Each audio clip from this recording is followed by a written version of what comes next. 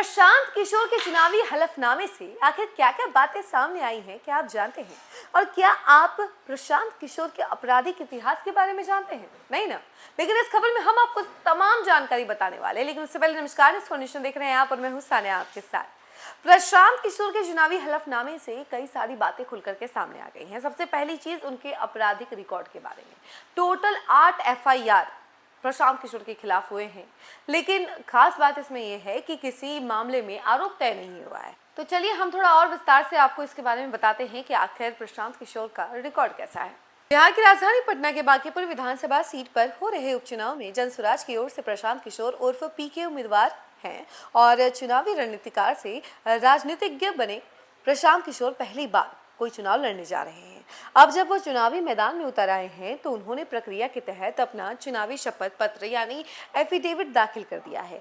अपने चुनावी एफिडेविट में बताया है कि उनके खिलाफ 8 आपराधिक मामले लंबित है। निर्वाचन आयोग के नियमों के तहत जनसुराज ने फॉर्म C7 जारी कर इन मामलों और उन्हें उम्मीदवार बनाए जाने की वजह सार्वजनिक की है। इसके साथ ही हम आपको बता दें कि निर्वाचन आयोग के दिशा निर्देशों के अनुसार जिन उम्मीदवारों के खिलाफ आपराधिक मामले लंबित होते हैं उन्हें इन मामलों का पूरा ब्यौरा हलफनामों में देना अनिवार्य होता है। इसी नियम के तहत यह जानकारी नामांकन के दौरान निर्वाचन आयोग को दिए गए शपथ पत्र में दर्ज की गई है। इस हलफनामे में प्रशांत किशोर ने खुलासा किया है कि उनके खिलाफ वर्तमान में 8 आपराधिक मामले लंबित है, जो राजधानी पटना के विभिन्न थानों के अतिरिक्त अन्य जिलों में भी दर्ज है।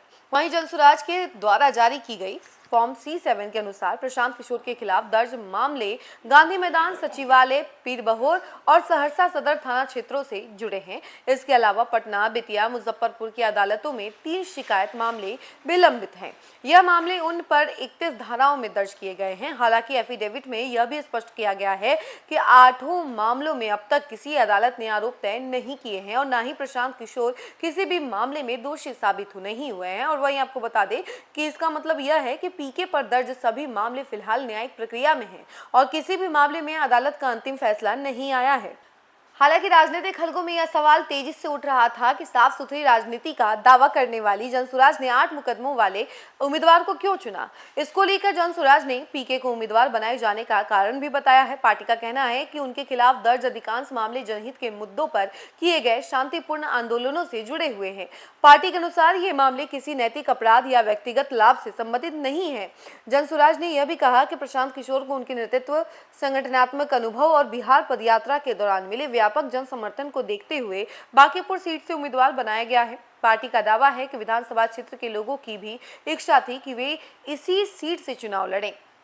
निर्वाचन आयोग के नियमों के मुताबिक यदि किसी राजनीतिक दल का उम्मीदवार ऐसे आपराधिक मामलों का सामना कर रहा है जिनमें न्यायिक प्रक्रिया लंबित है तो संबंधित दल को इसकी जानकारी सार्वजनिक करनी होती है। इसके साथ ही यह भी बताना अनिवार्य होता है कि ऐसे उम्मीदवार को टिकट क्यों दिया गया।